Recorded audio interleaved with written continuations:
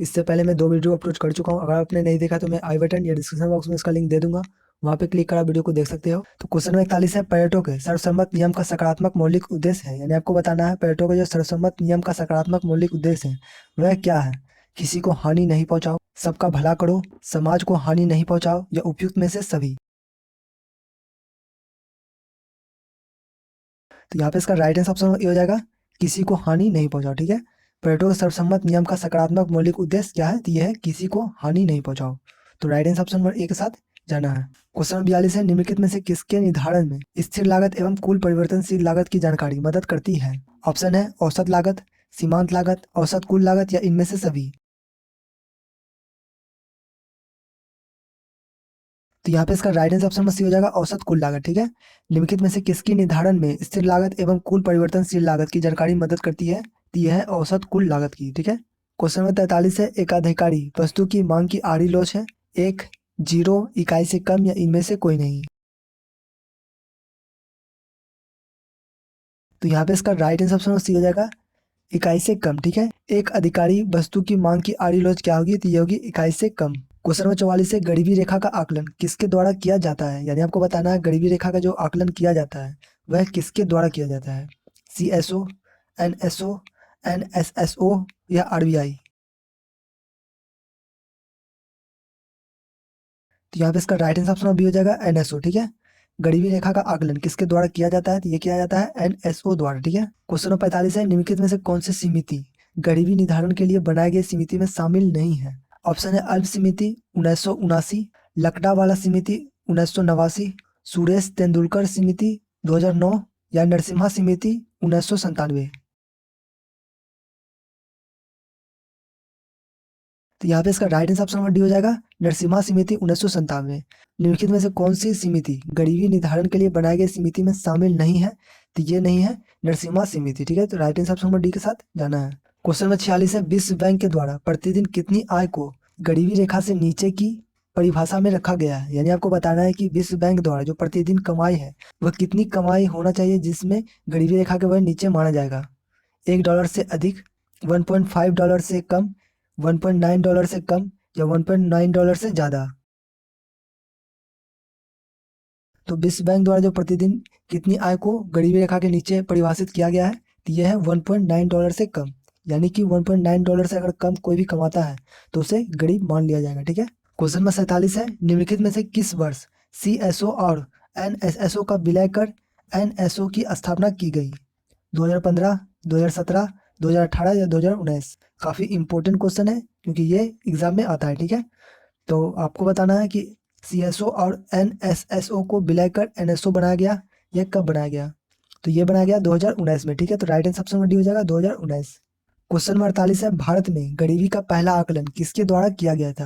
यानी आपको बताना है भारत में जो पहला गरीबी का आकलन किया गया था वह किसके द्वारा किया गया था। ऑप्शन है Dadabhai Naoroji, Lord Mountbatten, Adam Smith, या इनमें से कोई नहीं। तो यहाँ पे इसका राइट आंसर ऑप्शन ये हो जाएगा दादा भाई नौरोजी। ठीक है, भारत में गरीबी का पहला आकलन जो किया गया था वह किया गया था दादा भाई नौरोजी के द्वारा। ठीक है, क्वेश्चन नंबर 49 है, राष्ट्रीय नमूना सर्वेक्षण कार्यालय यानी कि NSSO की स्थापना कब हुई थी, यह बताना है। ऑप्शन है 1947, 50, 51, या 60।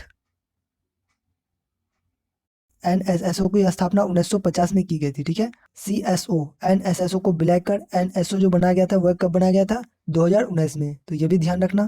क्वेश्चन नंबर 50 है, गरीबी की गणना के लिए अरविंद पनगड़िया समिति की स्थापना किसके द्वारा की गई। भारत सरकार, वित्त आयोग, नीति आयोग, या राष्ट्रीय सांख्यिकी कार्यालय।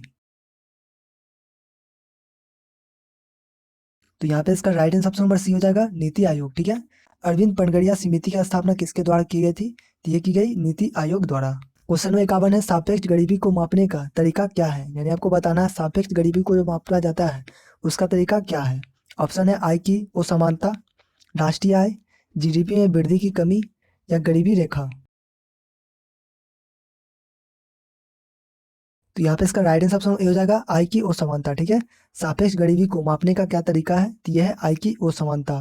क्वेश्चन नंबर 52 है, निरपेक्ष गरीबी का मापन किस आधार पर किया जाता है या करते हैं।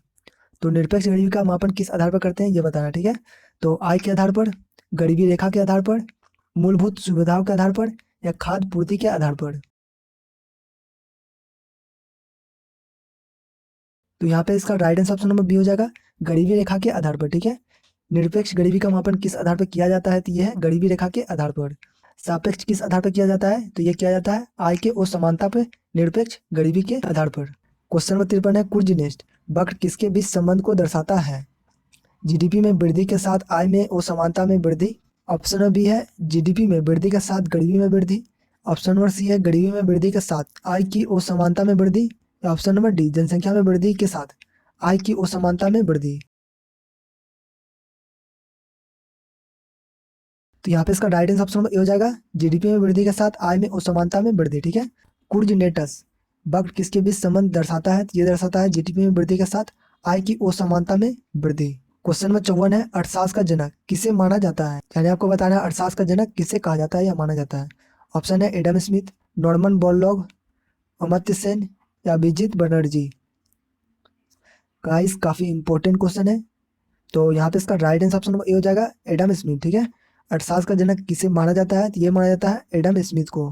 क्वेश्चन नंबर 55 है, बेरोजगारी दर जानने का सही फॉर्मूला क्या है? यानी आपको बताना है बेरोजगारी दर जानने का जो फॉर्मूला है वह सही फॉर्मूला क्या है। ऑप्शन है बेरोजगारी की कुल संख्या बाय कुल श्रम शक्ति, बेरोजगारी श्रम बल बाय बेरोजगारी की कुल संख्या।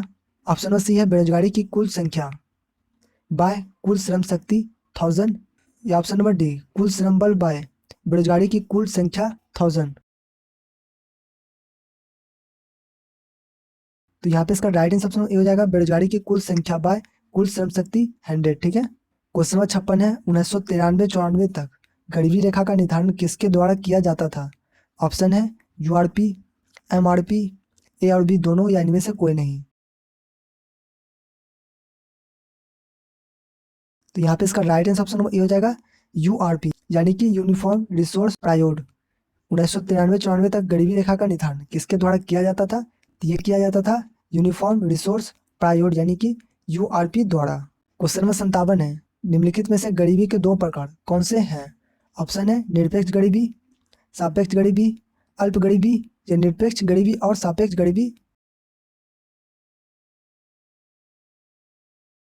तो यहाँ पे इसका right answer option number D हो जाएगा, निरपेक्ष गरीबी और सापेक्ष गरीबी। जैसा कि मैंने पहले भी बता चुका हूँ निरपेक्ष गरीबी और सापेक्ष गरीबी के बारे में, तो ये दो प्रकार की गरीबी है। ठीक है, क्वेश्चन नंबर 58 है, लोजेन वक्र और गिनी गुणांक किसके बीच संबंधों को दर्शाता है? यानी आपको बताना है लोजेन वक्र और गिनी गुणांक के बीच जो संबंध है वह किसके बीच के संबंध को दर्शाता है।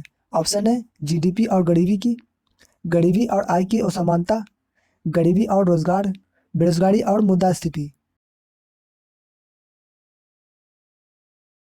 तो यहाँ पे इसका राइट आंसर ऑप्शन भी हो जाएगा गरीबी और आय की असमानता। ठीक है, लोजेंड वक्र और गिनी गुणांक किसके बीच संबंधों को दर्शाता है?